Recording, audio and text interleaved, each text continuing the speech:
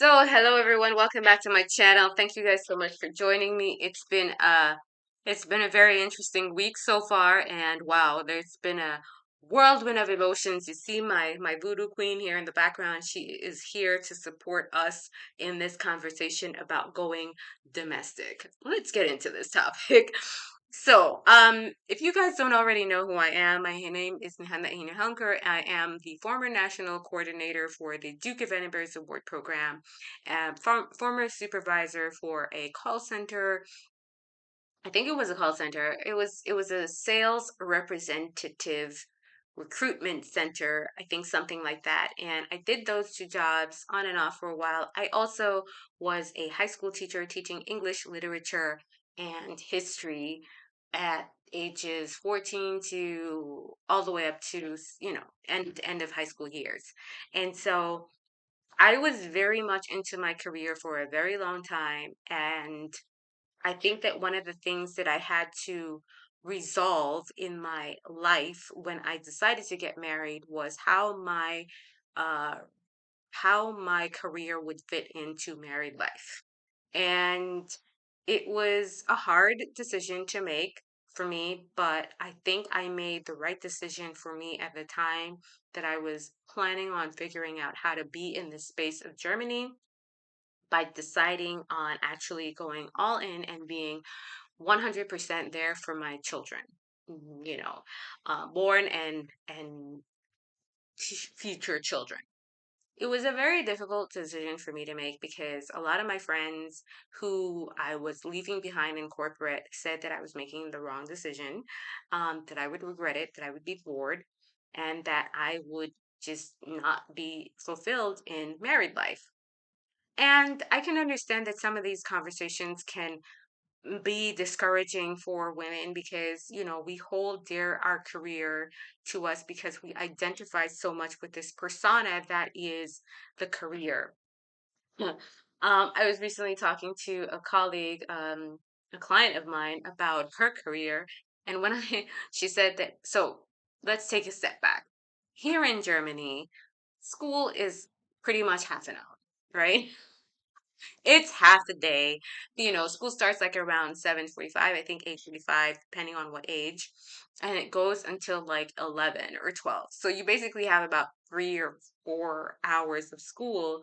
And I just was not used to that. So when I came here in this situation and I started to think to myself, oh, my daughter's going to go to school and I'm going to go to school and we're just going to, all have our programs and live happily ever after. I suddenly started to realize that those things were unmanageable.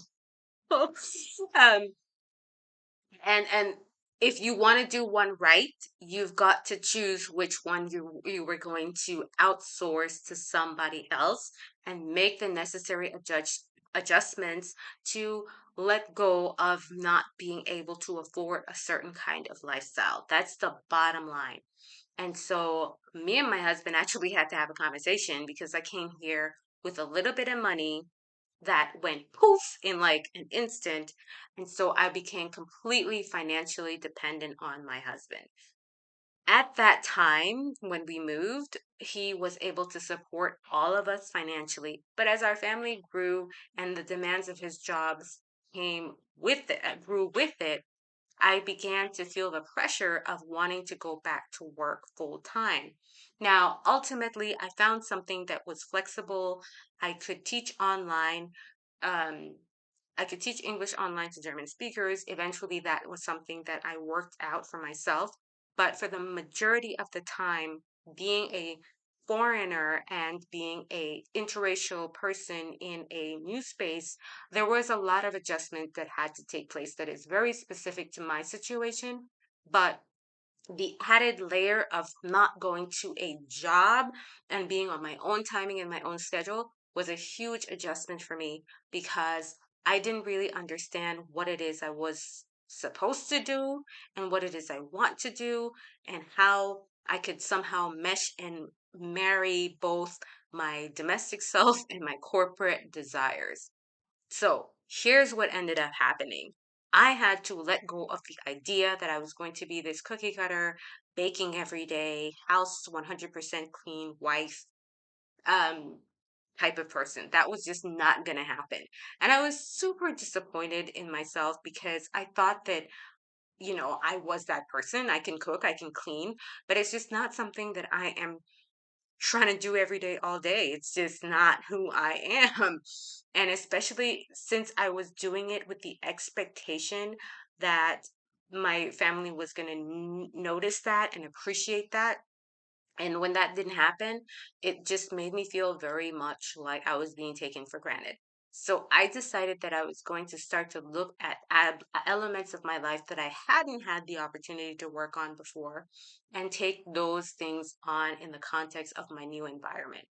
Now, for those of you who don't have this issue of living in a foreign country while learning how to be domestic, I'm gonna leave that specific thing for another video, but I will say that being in a domestic situation, so just being in a domestic situation can be difficult if you don't understand the importance of being a supporter.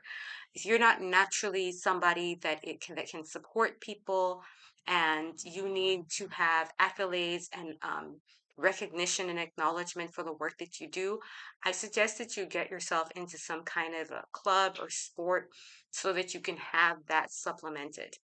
For me, I did that later on. I tried to do the German, an intense German learning course, and I got pregnant in the middle of the course, and I couldn't continue because I kept falling asleep and eating all the time. And while I was eating, I couldn't hear the teacher over the crunching of my mouth because I just kept on eating chips. Anyways, I didn't finish the course. But I still managed to learn the language because I had to spend more and more time outside with other people, going to parents, teachers meetings, and just doing things on my own required me to interact with the language as much as possible. And so I ended up doing a couple of art courses and getting into a fitness routine, and that helped me to have something that was my own. I've recently taken up also reading, and that is also something that is super cool and super fun for me. Um, and it's something that I don't have to go and do outside of the house. I can do it whenever I have free time. But once I started to realize like the importance of me being at home, and started to realize how much support my children need on a daily basis, I started to feel more at ease in the job that I have here. And one of the things that helped me to realize that was that when my daughter started to go through puberty, my eldest daughter started going through puberty, she would share things about me not being there when she was younger that I hadn't even taken into consideration before. And so I was just like, wow, me being here is a huge sacrifice and as a part on my part, but it's also extremely egocentric for me to think that I'm just going to go off and find a job and just leave my kids to be taken care of by, the system. And that kids need their parents at home because had I been there earlier, I'm not trying to knock myself and try to like shoulda, coulda, woulda. But had I been there earlier for her, I would have been able to support her more. And now that I'm here, I understand now the importance of her still being able to support as she transitions into being a young adult. Now, a lot of us will not get that opportunity because we are so invested in our careers. But one of the questions that I asked myself when I got the opportunity to go back to work here in Germany full time was that how important is my job to the development of my family home? And can I really have it all? Or do I need to do this kind of thing in incremental steps? Because right now, the most important thing for me to do is to be present to my children and to my husband. This means that I have to give up the ego driven desire to be in control of all elements of how the house is run and trust my husband in his ability to make decisions on our behalf in terms of how we spend our finances. And I think that that is one of the biggest questions and unpacking of going domestic is you don't have your own money. You have one paycheck or maybe paycheck and a half or a paycheck and a quarter in our case. And so the person who has the most financial say is your partner. That is a huge responsibility and a huge trust issue, which a lot of corporate women who probably have background in being independent and being probably single mothers or maybe coming from single parent households have difficulty adjusting to, because there is so much trauma and so much um, there's so much baggage around the issue of being financially independent. And it's so much so that we tend to hold on to it in a way that this defines us, being able to pay for things ourselves, being able to just walk out of a restaurant and pay the bill, or being able to just do whatever we want, however we want. While it feels good and makes you feel powerful, it is not always in the best interest, because relationships are about cooperation and about teamwork.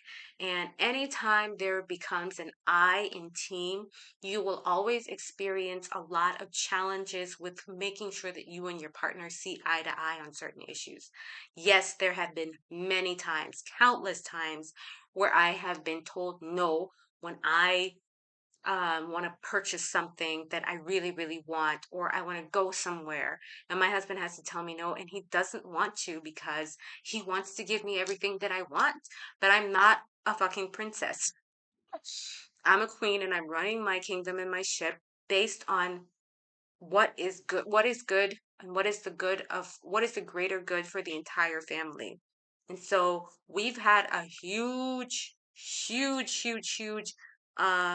exercising, working effort that is based on some of the trauma related to financial independence, because we both come from places and spaces where we're used to doing things on our own, because we both married very late.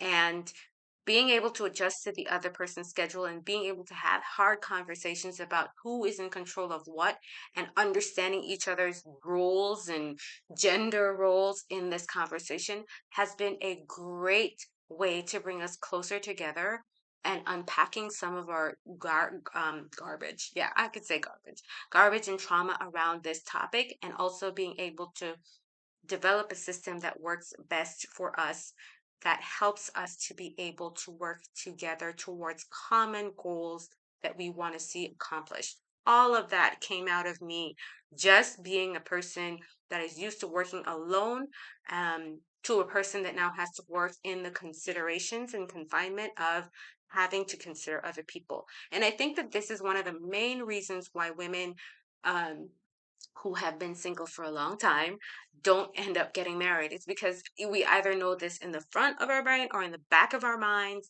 that that is going to mean sacrifice and humility. And we cannot we cannot humble ourselves to the idea to have to answer to anybody.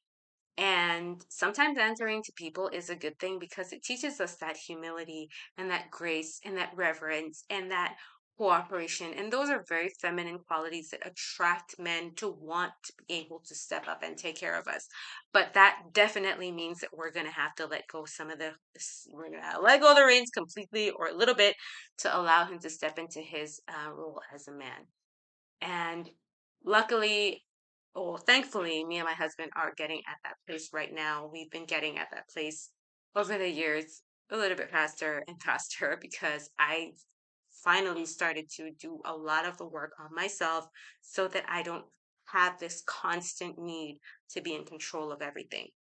So I hope that this has been helpful for you. Wow, we are getting into some very long videos this week. Wow, I'm so sorry. I'm going to try to see if I can cut the next one in half. Of course, I could have talked a little less about some of the things that I've talked about. But anyways, of course, you know what to do. Stay safe and stay free.